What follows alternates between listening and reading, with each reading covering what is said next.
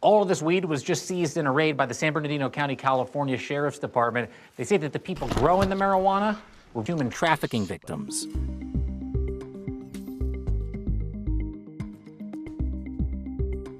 You're watching Captives of Cannabis. It's a name we chose for this documentary because it chronicles our months-long NBC News investigation into labor trafficking in the marijuana black market. The U.S. government defines labor trafficking as a form of modern-day slavery. And law enforcement tells us that labor trafficking in the marijuana black market is growing, even though 2/3 of U.S. states have legalized marijuana. That means that there's a chance that the pot that you smoke, you vape, or you eat could have been grown by trafficking victims, captives of cannabis. But as we saw and as you are about to see, not everything about this situation is clear-cut. Good morning. Appreciate everyone coming out. It's just before 8 o'clock in the morning here in the Lucerne Valley. This is the San Bernardino County Sheriff's Department, and they're doing a briefing right now for what is about to be a raid on what they say is a suspected illegal marijuana grow run by Chinese organized crime. Let's make sure you guys are safe, and thank you again for coming out. I appreciate it. The San Bernardino Sheriff's Department has conducted hundreds of raids like this one since August of 2021. The head of their task force on black market cannabis is Lieutenant Mark Bracco. People across the country are going to see us and say, hey, they're in California. Weed's legal in California. Why is the San Bernardino Sheriff's Department going out and raiding weed grows?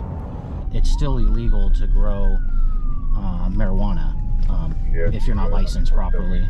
So weed might be legal in California, but these are illegal grows? Yes. And so who are the growers?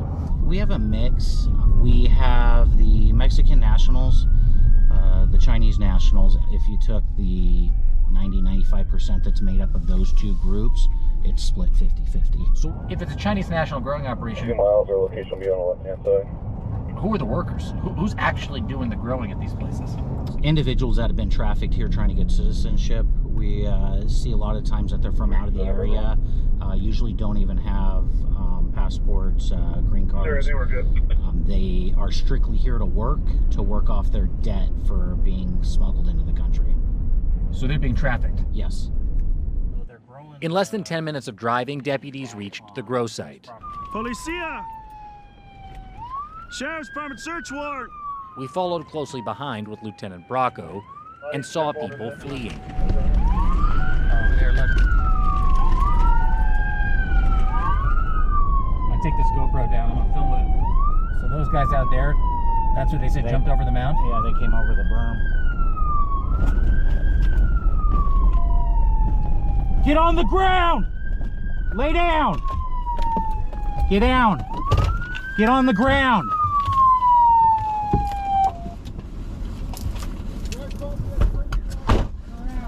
There we go. Come here! Let's go! Hey, stop. Come here, hands up. Turn around.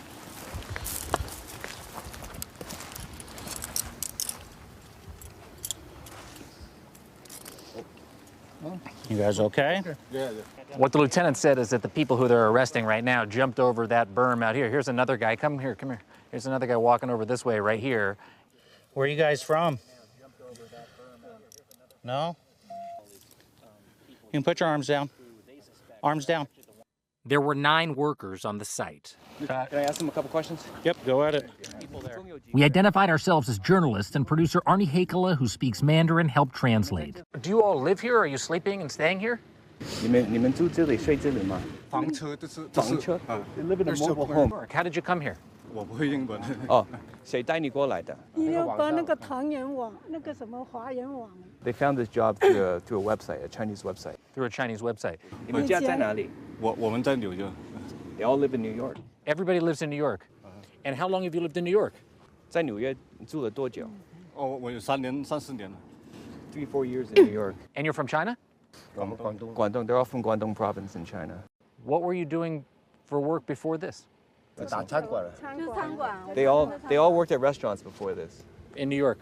In New York. So you speak a little English? Little bit. A little bit. 你知道这个是非法的大麻？查过有这个牌照才来的。 I just told them this is an illegal marijuana grow, and they said they didn't know that. How are you paid? Who's paying you? They said they haven't actually gotten paid yet. You haven't been paid. No. But if you wanted to leave, Yeah, you can leave. Yeah. Nobody's telling you you must stay here. No. 走，如果你要走，你就可以走了。对对对对，可以。 Yeah, they said they can leave if they wanted. 餐馆就很难找到工了吧？现在他说该棚嘛，有180左右，我们就过来开。 So they said it's actually very hard now to work in restaurants in New York. So a lot of them are looking for other jobs, and that's when they saw the opportunity online to come here and work on this greenhouse. Is what they're telling you, does it sound typical? I mean, what they're telling us, does that sound typical? I think they're lying to you. They're not being completely honest. I think talking to them in a group might not be helpful for you guys. I see. So they're able to share their story. If you pick them off individually, you might get more. And you think if they wanted to leave, they don't have the ability, or they could? I don't think so. They would just get moved somewhere else. We followed Lieutenant Bracco into the area where some of the workers had parked their cars. All the windows had been broken by deputies as they searched the compound. So this is a very nice car, and it doesn't add up. This is your car? It's your car. 你买的吗？对 She bought this car. You bought this car. 你买的？对。 The owner of the car said her name was Fang. This is a very nice car, expensive car. 很高级的车。借朋友的钱借的买的。 But she said she borrowed money from a friend to buy the car. I'm confused because it's hard to understand why you've come here to work in the fields in San Bernardino County at a marijuana grow for not very much money. She said she has a friend here who helped, and that's the reason she's here. There's a friend here on the property. 那个男的 the gentleman, the 所以我才 man 下来。 over there. I see, the taller guy. We followed her to a trailer. 住这里。She lives here. So you're staying here? 工作还有睡觉。对。 She works and lives in here. Are you okay here? 你想要在这里工作吗？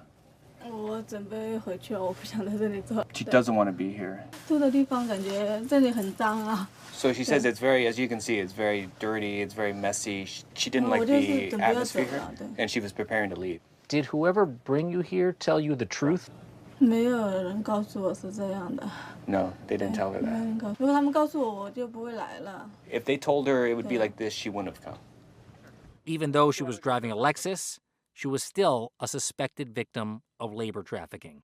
Where were you planning to go in your car after you were finished working here? 我会开车回纽约。 All the way back to New York. 对。 Did you drive here from New York? 从纽约开到这里吗？对啊。Yeah. 我开了很久。好，多久2000多公里啊。 Yeah, she drove about 2,000 miles. 他8、9岁了。 She has a son that's 8. Where is he? 他在纽约. He's in New York. She's worried about her son, who's in New York right now, being looked after by somebody else. Meanwhile, the deputies had been going through the grow site. We have 25 greenhouses. A majority of them have marijuana growing in them. 25 different greenhouses? 25 different greenhouses down here. This is a shipping container. Can I go? Oh, well, it smells like weed, and that's because there's a ton of weed in here. So Look at this. This is processed. Can I touch this? Yeah, you just put it back. Yeah. This product here is going to get sent back to another location to be bagged into either 1 pound, 2 pound bags, and then it will end up in a dispensary. In a legal dispensary? Legal, illegal. And that's something California's legal weed regulator, the Department of Cannabis Control, acknowledged to NBC News. While they say it's rare, their inspectors have found marijuana grown at illegal farms like this for sale in legal pot shops. And they too have encountered suspected trafficking victims on enforcement raids. A sign outside of the compound raided by San Bernardino County Sheriff's deputies said no marijuana, but inside there were thousands of plants. I mean, so they're growing high-quality weed. Yes, high-quality weed. Very good. Some people call human trafficking modern-day slavery. I mean, is that what we're seeing here? Because it is modern-day slavery. They're not free to leave. I know they may make that statement. If they were free to leave, why would you stay in these conditions? Do you know the owner of the property?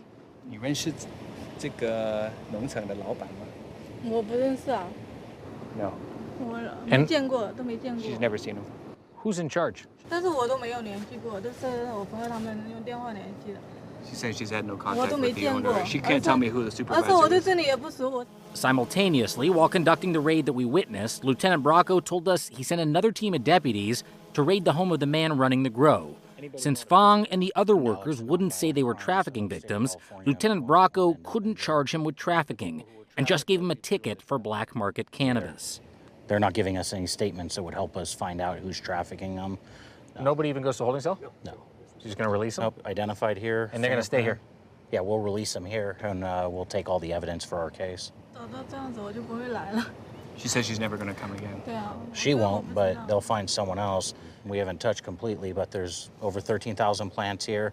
There's over 1,000 pounds of process, so you roughly have $8.7 million worth of product at wholesale price on this property right now. Where are you going to sleep tonight? 今天晚上如果他们放你走，你会睡哪里？ She doesn't have a place to go. And where are you going to go from here? She's going to fix the car and then drive back to New York. Do you have money to fix the car? 你有钱修你的车吗？ No. Doesn't add up. Doesn't. None of the statements are ever consistent. It's one of our struggles with trying to hold these human traffickers accountable is we can't find victims. They don't want to be victims. They just want to be let go and left alone. She just wants to have the car fixed and go home. The next week, we asked Amy Kim, a Shanghai native and grad student at the University of Southern California, to take a look at the website that all the suspected trafficked workers in San Bernardino say they had been recruited from. I think this one is specific for Chinese in America who don't speak English at all. There's Chinese restaurant, nursing, babysitting, accountant. Just based on this, you wouldn't have found those marijuana jobs on the front page of the Los Angeles section? No, I didn't find any. Someone basically would have had to tip you off to go look for that job? Yeah, I think so, yeah. All right, so now if you search marijuana, what do you see? This one is from Los Angeles. And then it says like profitable marijuana farm sublease. So it says you are in charge of growing it and I will be helping you with selling it. Sublease means that you pay to operate the grow. The people who were working at the grow, they hadn't been paid yet, and they said they would be paid eventually.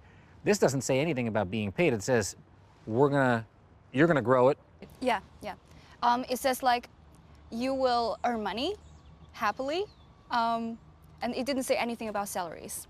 So you will earn money happily, but nothing about a salary. Yeah. So is it suggesting that people should sublease this land themselves, or is it saying you'll come and work for us on a piece of land that we've already subleased? I think it's for people to sublease themselves, yeah. I see. That's a key point. The original tip we got was that some of the trafficked workers on black market cannabis grows seemed to have paid to be trafficked. Paying for a sublease to work on a black market cannabis grow would fit that definition. So we traveled across the country to New York to see if we could make better sense of what we were uncovering. We called different law enforcement agencies all over New York and different social service organizations within the government. Nobody seemed to know anything about Chinese national victims of human trafficking in marijuana. So we're going to go see a service provider who helps victims of trafficking in New York City to see what they know. Inside the service provider called Safe Horizon, I met Anita Tika, Senior Director of their Anti-Trafficking Program, and Rachel Searle, a staff attorney. Have either of you ever heard of victims of labor trafficking working in illegal cannabis grows before? Not I. This is one of the women that we met who was working at the cannabis grow, and this was, if I recall, where she was living. Let me play this for you. The person or people who brought you here, did they tell you the truth about what you were coming to do? No, they didn't tell her that. What did they tell you? If they told her it would be like this, she wouldn't have come. You have a reaction to any of that? I know it's only a limited piece of this, but what do you think? That's very common. You know, another interesting thing, though, about this person we met is she was, at least she said, she had a vehicle there. And it was actually a relatively nice vehicle. It was like a Lexus kind of crossover SUV. And she had said, New York plates and stuff, she had driven out with some of the other people who were working there. Is it possible that even though she was there, she might have been I mean, it's just so hard to say, right? But I just felt there were contradictory indications about what was going on, which to me felt honestly confusing. I think that's a fair statement. Trafficking doesn't always look the way people would expect it to look because of the way it's been portrayed publicly. The reality is very different, and so it's not uncommon that you can have individuals who are paid some amount, but they're being trafficked. And so it's not uncommon that maybe she had an inflow of money from the beginning, or they were paying her to manage the other individuals who were being exploited or potentially trafficked in this location. And so I think what she said, though, about if she had known it was going to be like this, she wouldn't have come, that to me speaks very strongly of fraudulent circumstances. So promises that were made to her that never materialized into reality.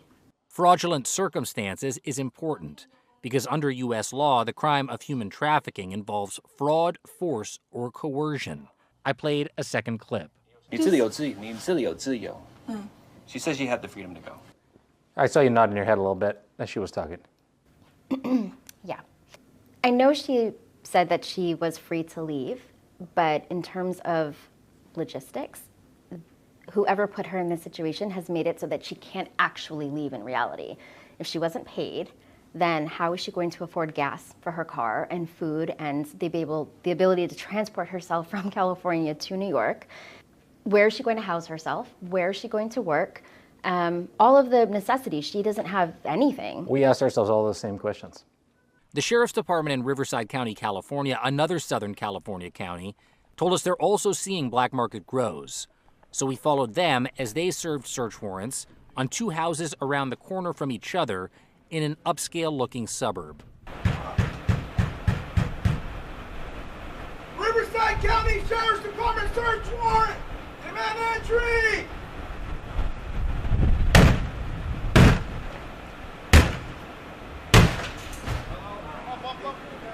This house is a illegal marijuana grow site. It's being used to cultivate thousands of marijuana plants inside. Along with thousands of marijuana plants, the deputies found 4 people. On average, we serve about 200 warrants per year, and roughly speaking, about 50% of those grows appear to be Asian operated. Of the Asian grows that we go to, I would estimate that about 90% of them are operated using human trafficking labor. To interview the workers they found inside the house, the deputies called a translation service so online interpreters could translate their questions into Mandarin. I'm asking if he is here at this house on his own free will. Is he free to leave the house? Yes, I'd like to be here. After interviewing one worker who said he had 3 adult children back in mainland China, the deputy interviewed his wife. Can you ask her if she feels safe at this house?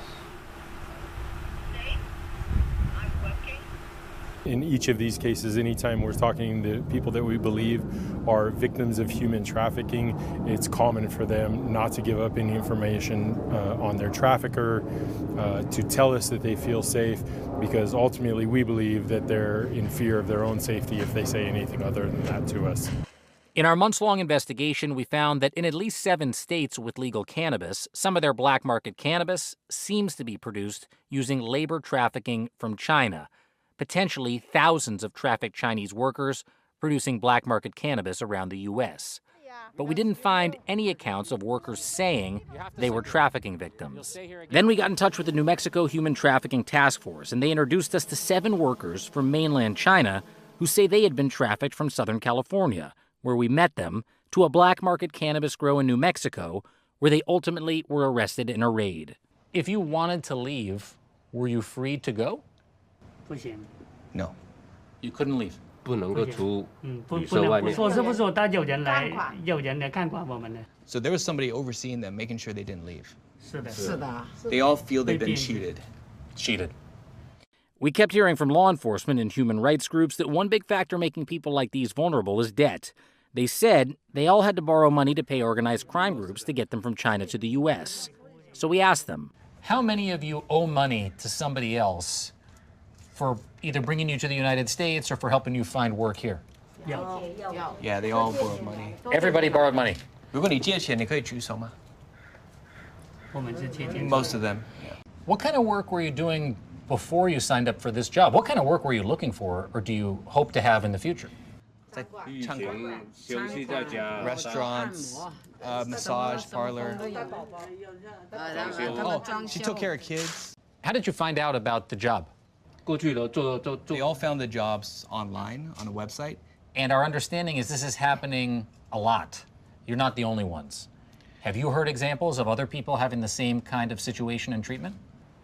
So in the beginning, they had never even heard of marijuana. They didn't know anybody else who had gone in this industry. But now, having gone through it, they know it's very far-reaching. They know a lot of people who have been cheated the same way they have.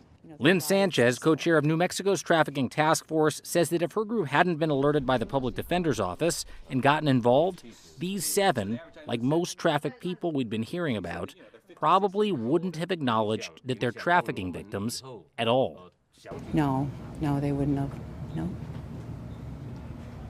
And that's typically how it goes, and that's why I think it's really important that people are aware of how much this is happening and how people who are caught up in it are getting victimized and, their lives destroyed. Lynn put the 7 trafficking victims in touch with attorney Wang Xiaosheng, who's trying to get his clients Department of Homeland Security T visas, which are given to trafficking victims. Number one, my clients are hardworking people. Number 2, they want to make money. Number 3, they want to make money to help their relatives back in China. And they heard of this story. They thought it was illegal. They were promised to work in a field or farm. Actually, they were locked in very tiny motel rooms. The freedom is restricted. The typical human trafficking case. With the help of Wang, Lynn, and her organization, these 7 are hoping for stable lives in the U.S. moving forward. But the same doesn't seem to hold for the other trafficking victims in black market cannabis grows. After the raid in San Bernardino, the deputies gave $500 tickets to the 9 Chinese workers, then left. What are you guys going to do now? You're not going to get paid. The windows on your car smashed. A new car, nice car. We don't know how to do it right now. You don't know where to go? Yeah. Does anybody have money? No. I got nothing in my pocket. Nothing in your pockets? Nothing. Everybody know.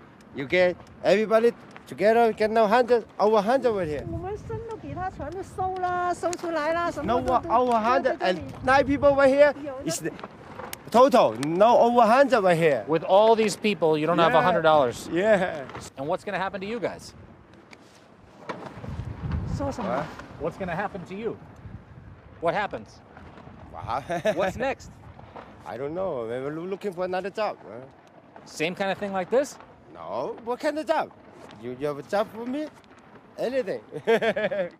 Arnie got the cell phone numbers for Jin and Fang's boyfriend, Zhang, and stayed in touch with them the next week. Zhang and Fang said they fixed the windows of their Lexus and drove it back to Flushing, where he got a job as a chef. He was worried about the impact getting a misdemeanor citation would have on his green card status. 2 weeks after the raid, when Jin texted Arnie that he still hadn't made it back to Brooklyn due to lack of money, he invited us to visit him at a cheap motel he was staying at temporarily in the suburbs of LA. He said he'd been sleeping wherever he could, sometimes even in a borrowed car, and was desperate to find his way back to New York. But the situation for Jin remained grim. I have no money, Jin said. What hope do I have?